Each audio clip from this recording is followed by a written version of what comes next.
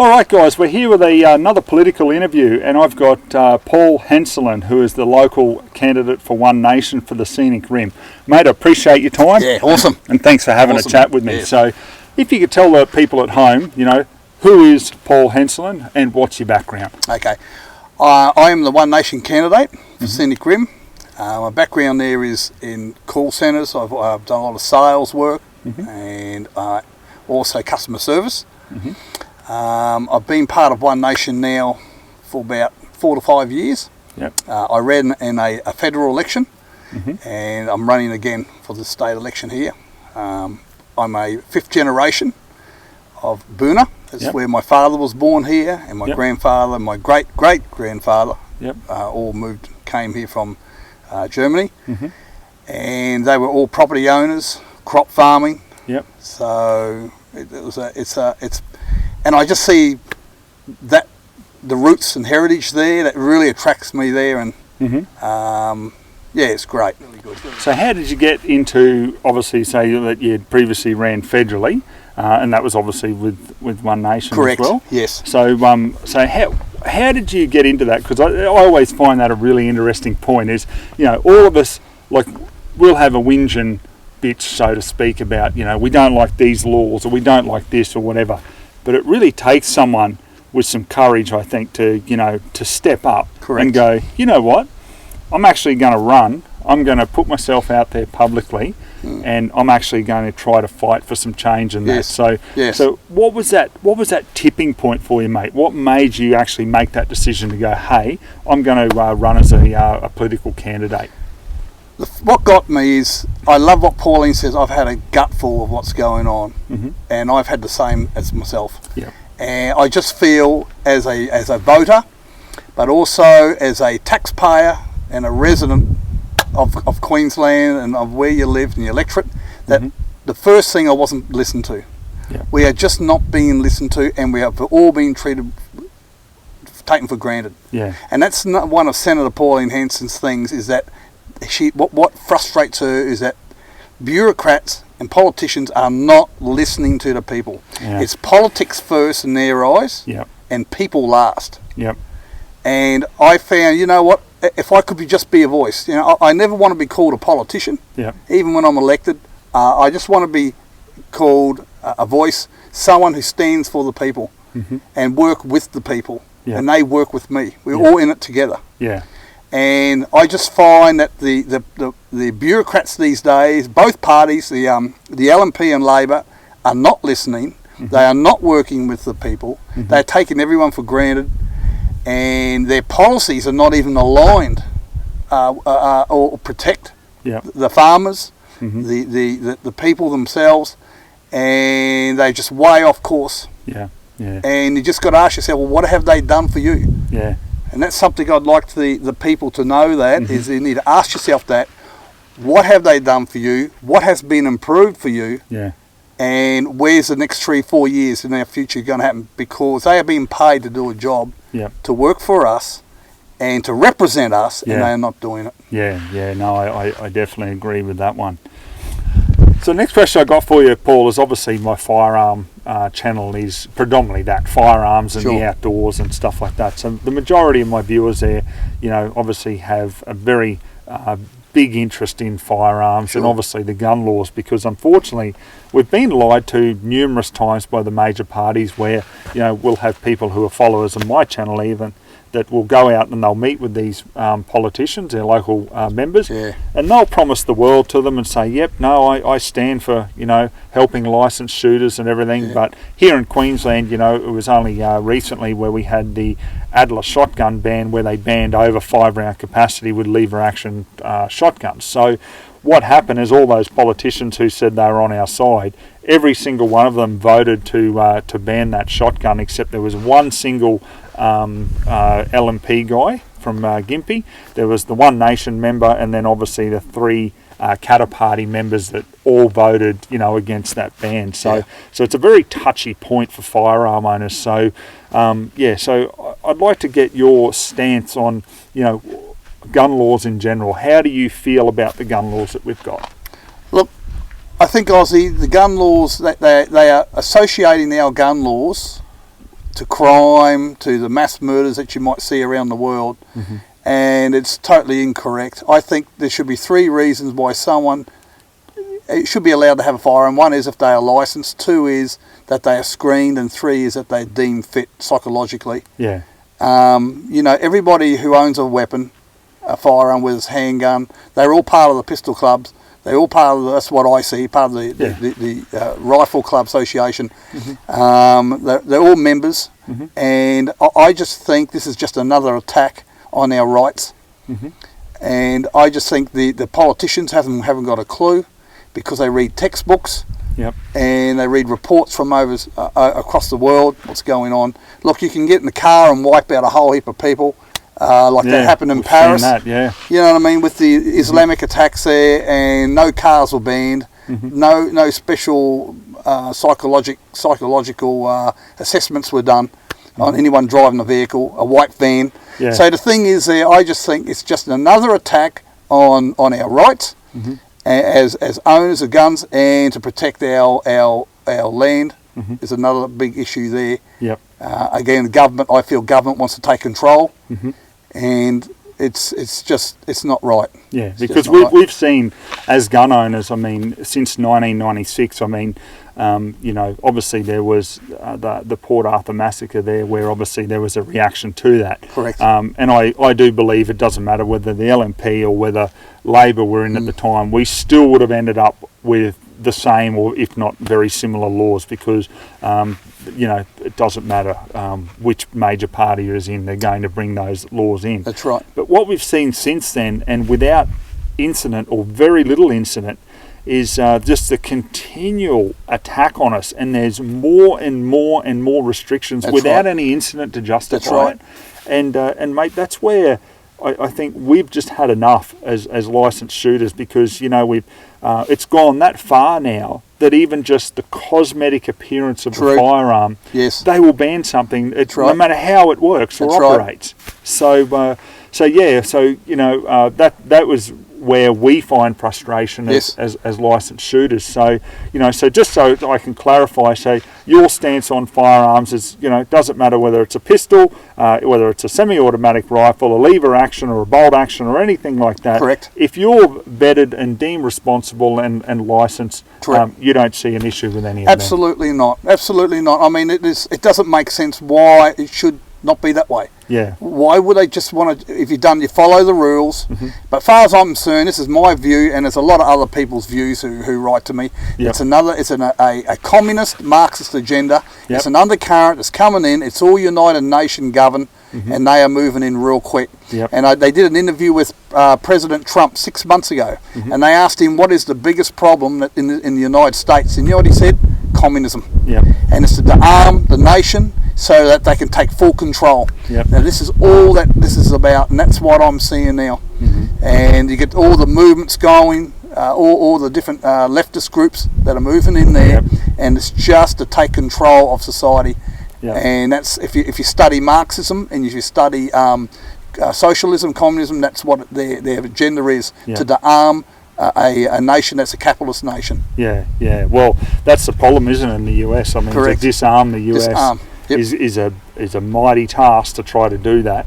And you know, and I mean, it's historically, I mean, I remember I believe off the top of my head now, I'm sure people who know their history better than me will correct me, but I believe it was one of the Japanese generals that had said in World War II that, you know, behind every blade of grass is a firearm in the US. I think that was the correct reference. As I said, I'm sure someone will correct me if I'm wrong, but you know, that's going to be a very, very big task for the people who are very left wing to achieve in the US. And let me tell you, if Biden gets in, Democrats, they are starting on the police now, disarm. Again, whatever happens over there, the ripple comes here. We're all governed by the Democrats, as far as I'm concerned, over there, and the United Nations here. That's how I'm seeing it, and a lot of other people are seeing it this way. Their whole is to take away our rights and take control. That's what communism and Marxism does. It takes away a free society's rights, and that's the best way. So they go on your freedom of speech. because the USA is built on the freedom of speech. Yeah. As part of their amendment. Yeah. And they go on firearms, the right to bear arms. Sadly, if this country had the same amendments and the same constitution as the United States, we'd be a lot stronger. Yeah. But we don't. Yeah. So we're governed by still the Westminster system over there, and it's just everything's just disappearing now from under us. So this is why One Nation is I believe the only party for the people out here, because we're making a stance on our right, on our rights. Yeah. And even if you do it by the book, legal rights, we have our rights there. But again, it's been robbed from us. It's being eroded. Yeah. All right, so my next question to you, Paul, is, there's a farmer by the name of James Ryder. Now, James, just to give you a brief rundown of what's happened with him. Now, I went to his property and interviewed him and spoke to him about this exact issue. So, James owns 2,500 acre cropping property, and from his harvesters, now these things are a lot of money, like a couple hundred thousand each. They're certainly not a small harvester by any means. No. So he's up fairly high in the harvester, and as feral pests run out, obviously he shoots from his cab. So there's a certain amount of noise generated, obviously, with that. So what happened was James got an accredited organisation to come out and do a workplace health and safety audit on his farm, and part of their findings was that they recommended that he have the use of firearm suppressors to comply with workplace health and safety. So what he did then was he put in a application to Police Weapons Licensing for an exemption, and he had to do that because what they are is a category R weapon. That's what they class it as, unfortunately. So, which means it's in the same category, and you'll probably laugh at this, they put suppressors in the same category is full auto machine guns and military ordnance. That's crazy. Okay, so wow. So he has no option because there's no license for that other than if you're an armourer. So he has to put in for an exemption for it. So he put in for that exemption, and so what happened was Weapons Licensing then knocked it back, and in their letter they said, well, you've got a right to appeal at QCAT. So he thought, well, I'm very serious about this, and he's got all his documentation and everything, and he went to QCAT and he won. They decided there that he did have a genuine reason, and that he should be issued that exemption. So what happened then was Police Weapons Licensing weren't happy with that decision. So even though they had referred him to QCAT, you're not going to believe this, they then turned around and appealed to QCAT after he won, saying that QCAT doesn't have the jurisdiction to decide on a police exemption, believe it or not. So then QCAT actually ruled in favour of that, and then it was put back to square one for him, or step one, and he had no exemption, and now he's got to go to Supreme Court to actually try to get anywhere. It's going to cost him more money. It's made it. My personal view on it is absolutely ridiculous, because you have numerous places from the UK throughout Europe, New Zealand, all around the world where they're no big deal. They are simply a firearm muffler, and anyone who's ever used a suppressor will clearly know it does not silence that firearm to the point where you cannot hear it. You can still hear it. It's just that it takes that loud bang considerably down to a lot safer levels for hearing purposes. So my question is, I wanted to give you that bit of a background so you understand what we're currently faced with here in Queensland with regards to suppressors. The funny thing about it is, if he was basically 100 or 200 k's south over the border into New South Wales, not a problem. Not a problem. Being a farmer, you can apply and be issued one, not a problem. So my question to you, Paul, would be, I'm not talking about just farmers here. I'd like to see all licensed shooters be able to, access suppressors, whether it be for hunting, whether it be out on the ranges to lower noise complaints from neighbouring, like houses and so forth. Whether it's in a farming setting, a hunting setting, or a range setting. And absolutely. And I'd like to know what your feeling on that is. Is that something that you would support? Absolutely. Ozzie, the only suppressor I'm seeing here is the government. That's a great answer. Huh? That is, and guys, I can assure you that is not scripted. That is a fantastic answer. That is the only thing that's suppressing the people. Yep. Is this bloody government. Yep. And the Labor government does it, but the LNP remain silent and they never repeal when they get into power. Yeah. So they are just as bad doing it. Mm-hmm. You know, this man is exactly what is happening at the moment up north. I think it's towards Rockingham out. It's a gentleman who's got cattle, and with all the drought, anyway, he decided to cut down on his property, on his land, mulga, because his cattle were dying from the drought. Yep. This was last year. The government picked up on it. He's got a fine, and it's a massive one too. The fine was it 187,000, I think. Yeah, something. Or is it around there? Now he has to go through the steps of the High Court. Costing him a load. It's just breaking him. The same as this gentleman here now. Yeah. And yet again, another bureaucratic bungling by the government, red tape. Yeah. And it's the people. The only way we can stop all this is by who the people are voting for. Yeah. You vote for these parties like the LNP and Labor and the Greens. Yeah. They're all working together. And I just want to recap on that. The LNP are now preferencing the Greens, as you might have heard on ABC radio. Every regional seat. It was Labor they were going to preference. It's now the Greens. Now this is the same party, the Greens, who are behind this suppressing, getting rid of suppressors. You're not allowed to have them. You're not allowed to have weapons or any guns. You're not allowed to have anything. The LNP are playing a part in this, and they are adding to this. So they are all part of destroying again your right to own a weapon, a right to, again, he's done the correct steps. They are part of stopping all this.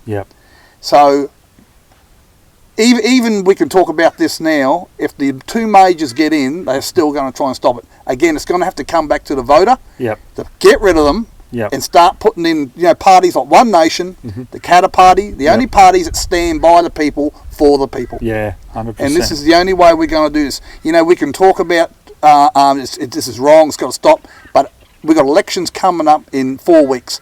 This is the only way we're going to stop it.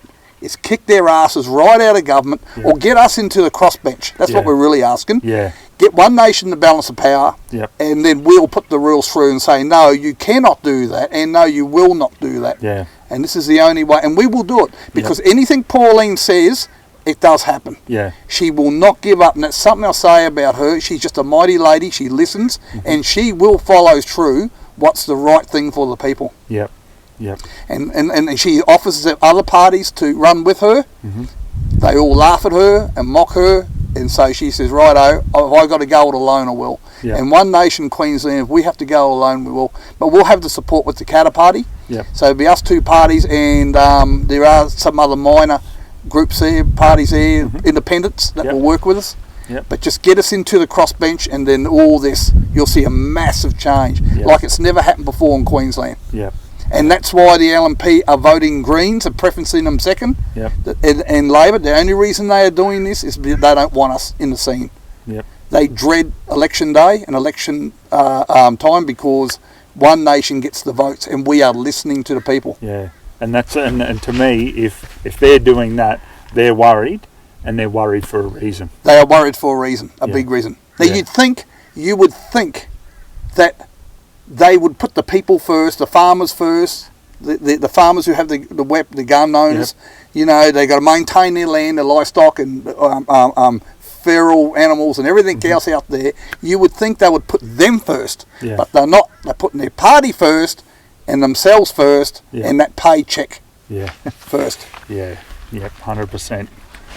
So that brings me to my next question, Paul, which is in New South Wales and Victoria, they have public land hunting, and what I mean by public land hunting is that people can book a time and go into state forests and cull feral pest animals. So just to clarify with that, it doesn't mean that they can just go in there and just shoot up the place. It's nothing like that whatsoever. What it is there's a licensing system, and how I know about it is I have a New South Wales R licence myself, which is their hunting licence.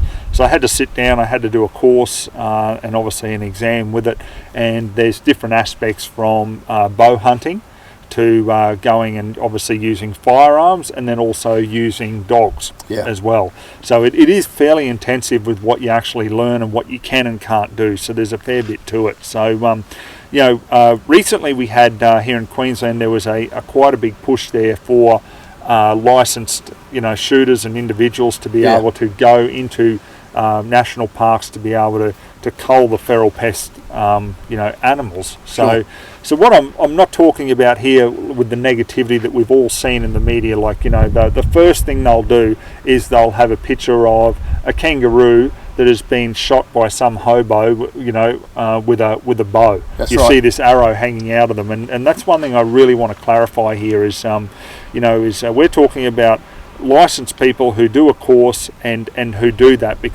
and people can argue and go, oh well, it could have been a licensed person that has done that. Well, I disagree with that, because anyone who understands the humane or the conduct code for the humane destruction of kangaroos here in Australia understands that it is actually an offence unless you head shoot them and you shoot them with a bolt action rifle. You can't go out, you can't shoot them with a bow. It's a straight out offence. So it's not even as if someone has gone out there with a bow who is who is a law abiding person and gone, I'm just going to try my aim at a kangaroo, because number one, they're not a feral pest for a start. So you can't do that here in Queensland, and it's the same in New South Wales and in Victoria, where there's public land hunting. That's right. You don't have the shooters out there going out there and mowing down kangaroos and other native wildlife. They're out there doing a job for free, completely for free. So it's a massive cost saving to the government and the state government. That's right. In particular. So where I'm going with it, mate, is unfortunately it got voted down here in Queensland, and there's a few reasons obviously that it did, and one of the biggest things is obviously negativity and the incorrect message incorrect message as well, getting out there with the media. So what would your stance be on public land hunting? Would that be something that you would like to prioritise to see for bow hunters, because obviously let's not forget, this isn't just about firearm owners. Yes. This is for thousands of bow hunters. I've got a lot of friends who love their bow hunting. Absolutely. So is it something that you would support, is bow hunters, licensed shooters doing something similar to like New South Wales, where they do a course, they get their accreditation from the government, and then they can access the millions of acres that we have of forest, national parks that are being absolutely destroyed by feral pests. That's right. I totally agree with you. I think Queensland's behind the times against New South Wales. I'll be honest with you there. Again, another Labor government, another Greens. Okay. Is it about the bow hunter, or is the agenda the Greens' agenda? Is there an agenda there to care about the animal, or is the Greens trying to get their agenda, put their socialist attitude across, to take control of society, and again, the person's right, the bow hunter's right, the Rifle Association, their rights there. And that's why, again, I'm seeing, I have to coming back to that, is the rights being taken away. Yep. If he's gone through if that bow hunter, name's John, if he's gone through the right steps, he's paid for his license, he's gone through testing and the right requirements to own that, and also what he can and can't do. And he's a responsible bow owner, and he's in control of what he's got there. I don't see why he should be attacked by Greens or Labor or whoever the government a stigma associated with what he's doing. Anybody can go to a sports shop and buy a bow. Yeah, that's right. Anybody can do that. You can make them at home yourself. Yeah. Certain type of timbers and everything. Yeah, definitely. You can bend them and Yep. And you can go on YouTube and they show you how to make them. But the first thing they do is associate it. Everybody is doing this, so that includes the ones who are licensed and the ones who are in part of clubs. Yep. They associate them with it as well, and the media's behind it as well. Yeah. So again, it comes back to, I think, it's just another control, just like climate change and all the movements going here. They are pushing on everything here to take control of the whole situation here, and again denying people their rights, denying their rights.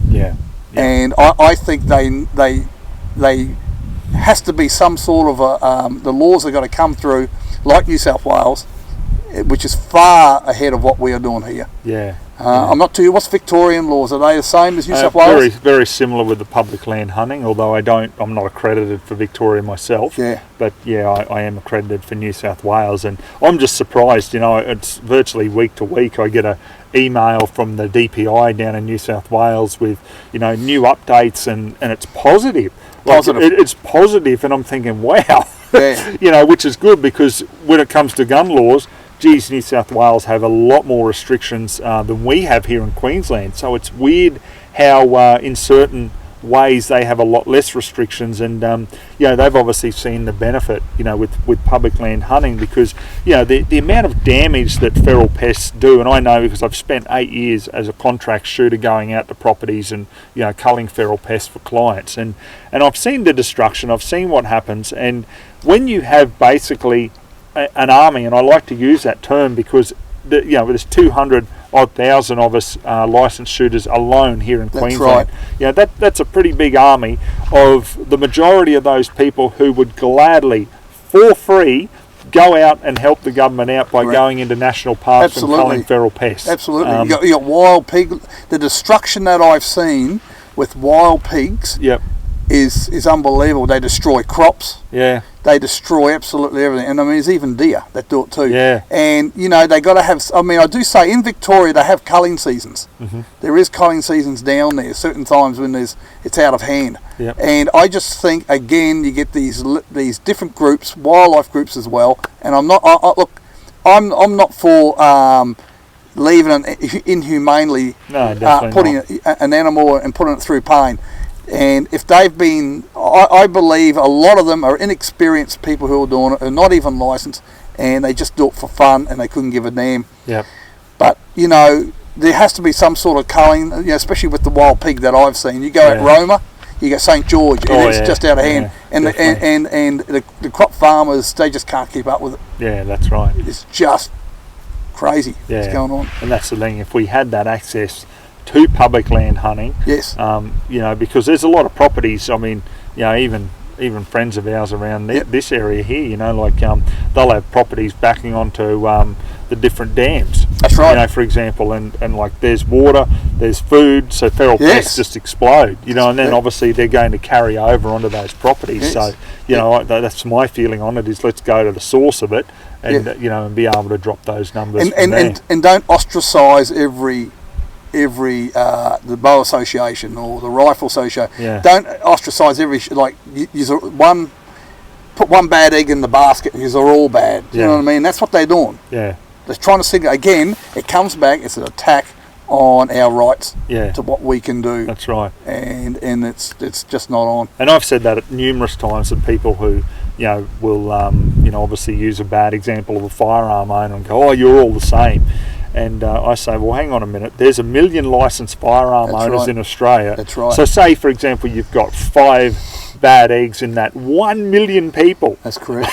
Yeah. Like, are you really going to punish all the rest of them because of, say, 5 hypothetically? That's right. I just don't see society functioning with that mentality myself. Yep. I don't see it as that. I believe personally that there should be punishment where it sets an example. If someone does do the wrong thing that then acts as a deterrent, and I believe that that's pretty much all you can do. That's right. Other than lock everyone up in a room and give them no freedom. That's right. And the minority seems to have the say over the majority. Yeah. That's the part I don't understand. Yeah. That's something that really gets under my boat too. Very much so. Yeah.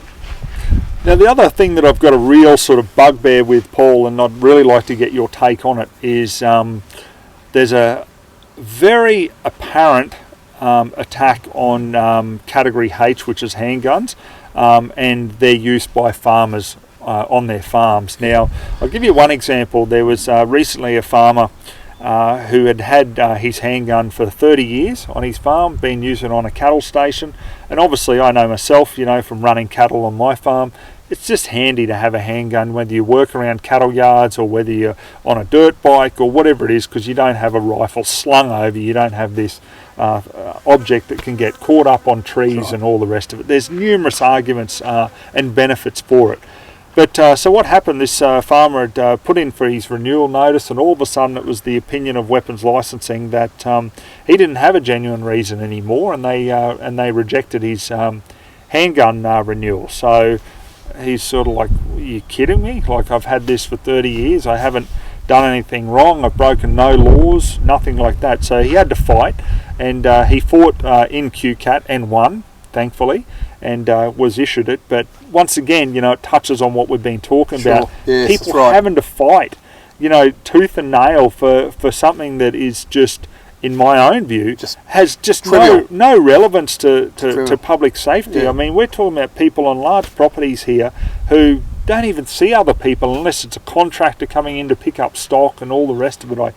I just don't see the problem with it. But like I say, that is my personal view on it, and I'm here to get your view on it. What do you believe with regards to, you know, farmers being able to just legitimately access Category H handguns, you know, without all the red tape just thrown at them?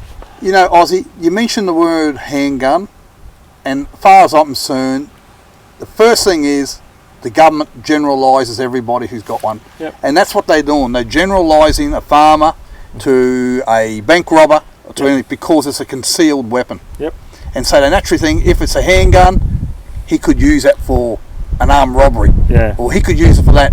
There was I saw a thing done, I saw a survey done, and it was in Victoria when they removed the rifles, when the rifles were removed, and the man who was licensed, there was less crimes committed with weapons that were licensed compared to the weapons that were unlicensed. Mm-hmm. The crooks, they're the ones that were causing all the trouble, but they were associating the man who's licensed and doing the right thing as part of that. Yeah. So that what I'm saying is they are generalising everything here because it's a concealed weapon, just like we're talking about the suppressors. Yep.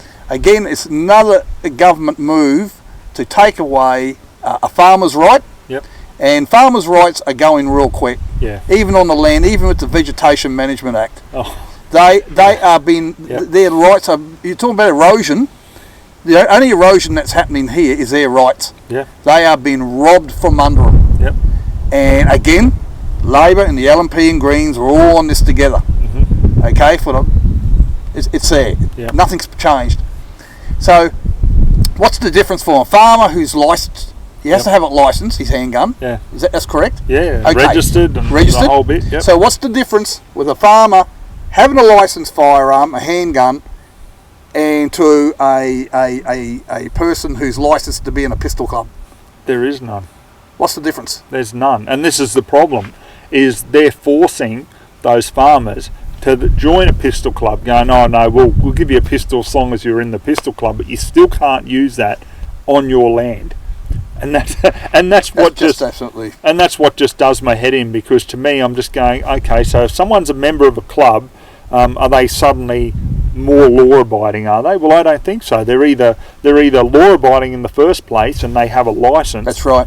What does it matter whether it's for club use or for their own private use on their Exactly. property? I don't get that overall picture, and this sort of leads me to my next point. Is now what's happening, because obviously I've spoken with a lot of politicians about this, and those that are very, I guess, left-leaning and fairly anti about firearms. So their excuse when I talk about firearms and why should I be restricted into, you know, what I can own, whether it be a handgun or a rifle, you know, if I'm law-abiding, well, that's fine. Why is there a problem? And you know what their excuse is to me now? Their biggest excuse from the anti-gun crowd is that, well, if you have them, you're a potential target for criminals. So because of the actions of criminals, I've got to give up my own freedom of choice just to have very basic firearms that they believe, you know, is an acceptable risk for criminals to come and steal. Now, can I just interrupt there, Ozzie? That's the same excuse the government's using with the $10,000 cash ban. Yep. Okay? It's going to be criminal activity. Yep. The only criminal activity I see is within the government circles. That's what I see. Yeah. I see more criminals within these bureaucrats and the government than what I see about the outside people here. Yeah.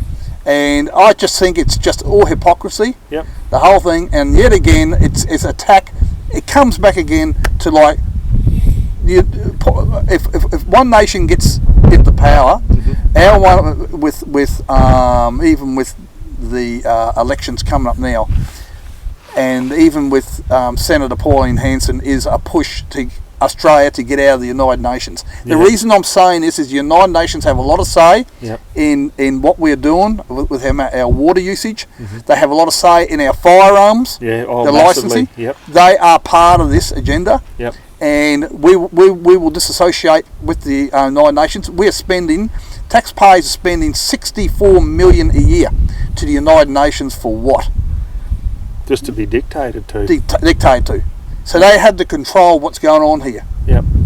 So I think the manipulation and everything is coming from higher up. Yeah. And again, it's another brazen attack on the farmer. And eventually they want to have farmers to become corporate.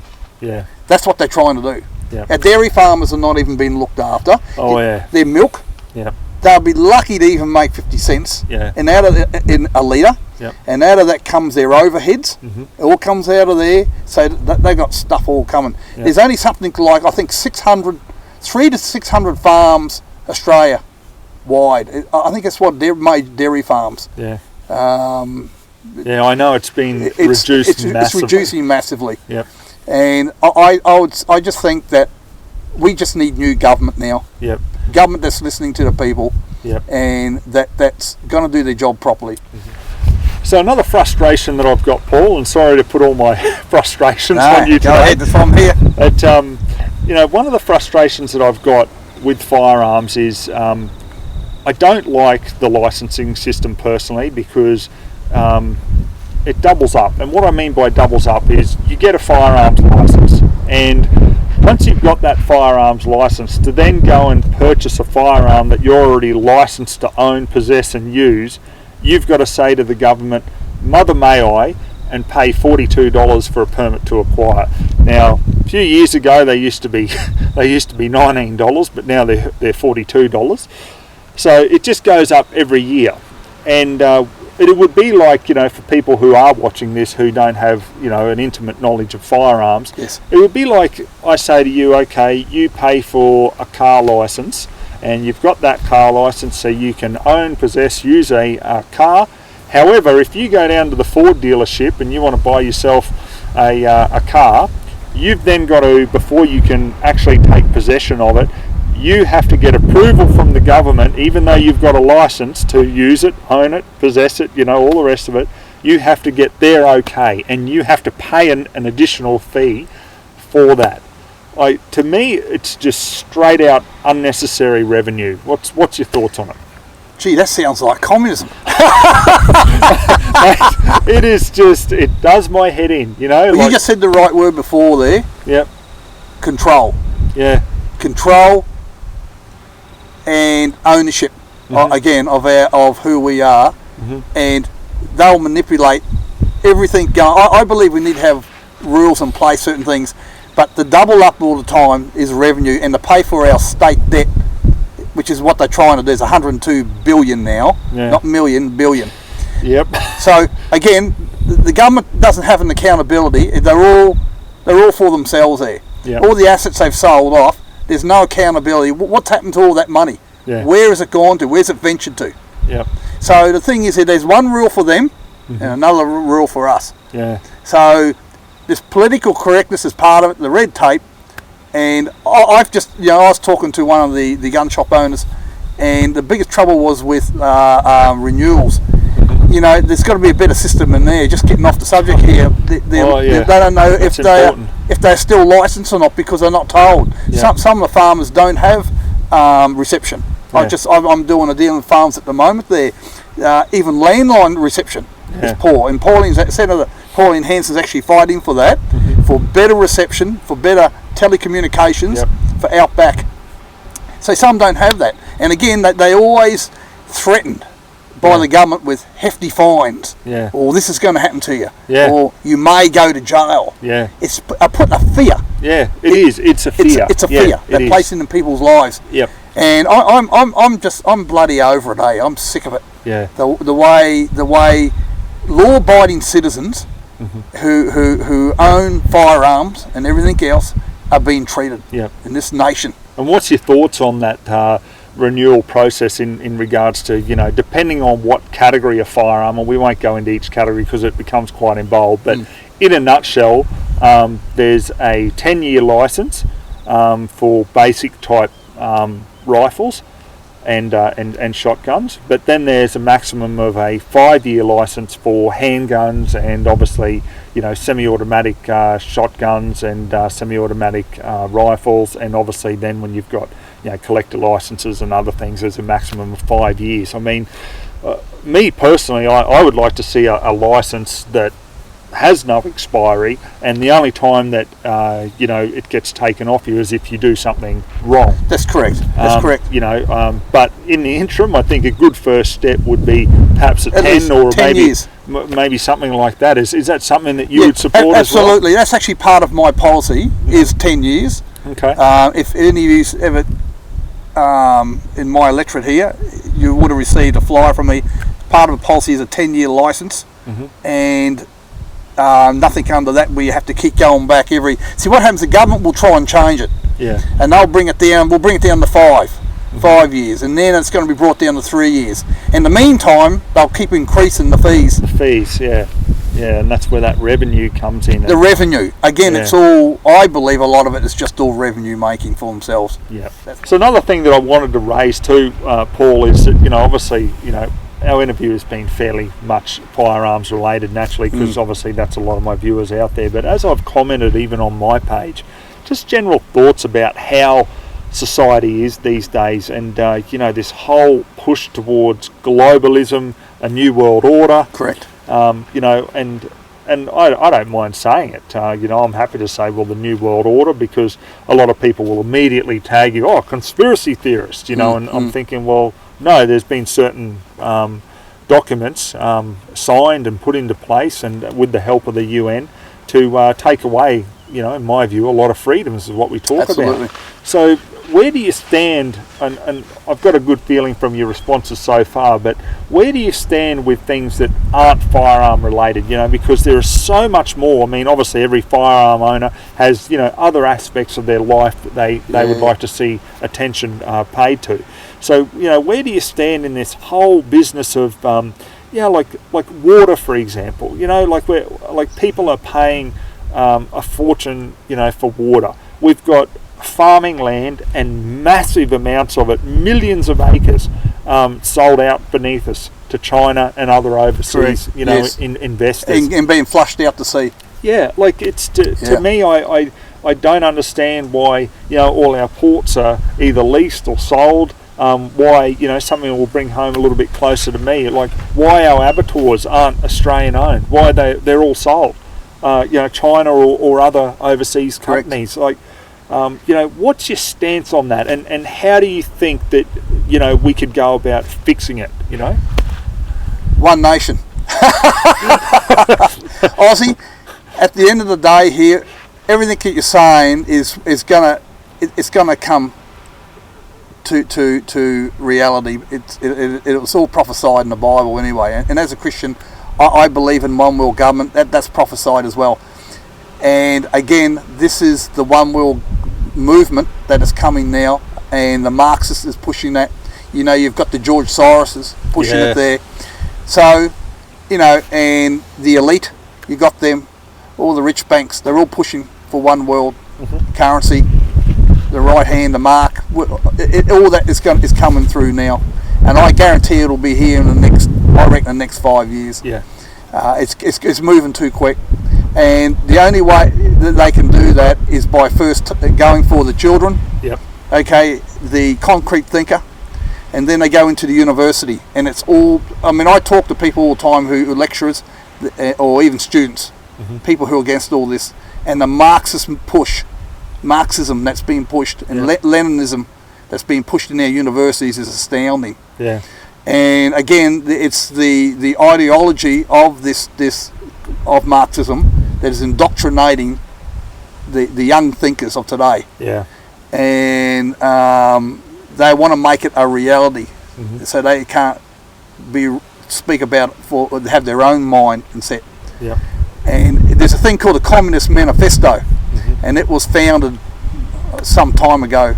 And in that manifesto, it was an attack on the West, on anyone with capitalism. And one of the first amendments they had, one of the first laws, was to destroy government, is to bring anarchy, get the young people to rise up against it. Yep. And that's its main aim, is to rise up against your government. And that's what we're seeing now. That's what we're seeing now. Yeah, lawlessness. Yep. Which says in the Bible it's called lawlessness. And sadly, it's all going to come apart with all this, unless we get some good government in now. People like myself who are not afraid. Yep. And again, the voter has not to be afraid. The voter cannot be intimidated. The voter has to make his stand now on this, because the only way governments get away with this is whoever's voting them in. Yeah. We have a responsibility, a moral responsibility, to act responsible and to stop the movement of these governments doing what they're doing. And it's funny, he said everything that's been sold out, Ozzie, it's funny how a lot of it is going to communist China. Yeah. Yeah, Not China, communist China, the CCP. Yep. That's where it's all going to. Again, the government is just, they only come in if they're allowed to come in buy up. That's right. The government is handing it to them on a platter. Yep. You know, you've got Bellamy's down there in Tasmania.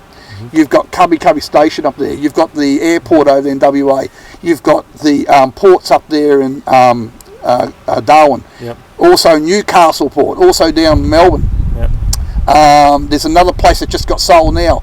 It's called Power, House of Power something. Anyway, it was $1 billion it went for in Brisbane here. Communist China bought it. Straight out from under our noses. Yeah, and people are, and that's what you say, like the government is letting this happen. They are letting it happen. Why are they letting it happen? I just think it's part of this UN, part of this one world government, like you're saying, because it just doesn't make sense. See, Communist China is not our ally. Yeah. We might trade with them, but they're not our ally. Yeah. And this is the same thing as President Trump says the same thing. They are not our ally. Yeah. And the people have got to start waking up now, pull their heads out of the sand, and start realising that you're dealing with a very dangerous nation. Yep. You know, like as we speak now, they've got 2 warships up north, up near towards like Taiwan, but a bit further south than that. And they've got underground subs. That was on Channel 9. Underground subs already. Yep. I mean, this country can move in on this, and then you've got our Prime Minister saying last month we need to spend $270 billion on defence. Yep. Mind you know, if you trusted us, we could have defence, but it's too late for that now. Yeah. $270 billion, we don't even have a proper sub. Yeah. You know, we don't even have an aircraft carrier. Yeah, I was going to say that was sold off, wasn't it? They got rid of all them. So. We've got nothing. All we've got to rely on is the United States. Yeah. And let me tell you now, if Trump doesn't get in and if Biden gets in, we've got no defence in, because I sure as hell saying now, Biden won't come over and protect us. No. He'll let the commies come in real quick. Yeah. Yeah. So I've got one other question for you, just pretty much in closing, Paul. Now this is probably something that's very close to my heart, because I'm not sure if you're aware, a couple of years ago, about 4 years ago now, the footage off my review of the Adler lever action shotgun was ripped off by various media outlets, sped up, all the rest of it to try to push for this ban on the lever action shotguns. Now there was a show on Channel 9 called The Verdict, and they were the first ones to rip my footage. And they had Bob Catter on there, they had Mark Latham, and a few other people there, and they were absolutely hammering Bob Catter about this, and one of the biggest voices hammering him about it was Mark Latham, who I believe is with One Nation in New South Wales. That's correct, yeah. So my, I guess, only experience of Mark Latham has been that, and I know there's a lot of guys and girls who follow my channel who would share the same viewpoint as myself. That is that we believe that guy is the most, or one of the most anti-gun people that we've seen in the media, who just doesn't have the facts, put aside all the facts and just ran off with the typical anti-gun emotional responses. And I say that because as firearm owners, we can pick straight away when someone has no idea what they're talking about. It's like a mechanic. You start to try to talk mechanics to a mechanic. They know whether you understand what you're talking about or not. Same sort of thing. So this would be, I guess, a burning question, Paul, that's on my mind and the mind of everyone who's watching is, what's your belief on that? Because there's going to be a lot of shooters who go, Mark Latham is very anti-gun and, he's one nation. Okay. What would you say about that? Okay, look, with Mark, I don't know him personally. However, he's a man of integrity, and I really, really feel and believe that I think he was ill-informed, and he really didn't know much about what we're talking about. Because I really think if he was here right now, I don't think he would at all support that. Not with Labor, like even with the Atla, the shotgun there, because he hates Labor. He hates their socialist agenda movement. And, like the Labor Party here back in 17 there with Trad, trying to disarm the police even. That's how far they were going. They wanted to become like the UK police. Just have those long sticks that look like aerials. So what I'm saying is there's no way on earth Mark would support that. And I just know he just wouldn't support that. But what I watch of that man and what he says and supports family and that, and our rights back. The Katter Party, they're against it. I'm against it. All of One Nation up here, I can guarantee in Queensland, are definitely against that band. Because it's another one of Labor's sneaky taking your rights away. And again, it's attack on firearms, attack on pistols. Your farmers will be able the rights to have a handgun. They shoot feral, to protect their land, from feral and all that. It's just another push on there. So, but like I said, I don't know Mark personally, but I feel from my heart for what I see of Mark, I just feel that he was ill-informed on that. Because I just can't see him agreeing with that now when all One Nation what's going through now. And I think that he's seeing what's going on now, it's getting worse.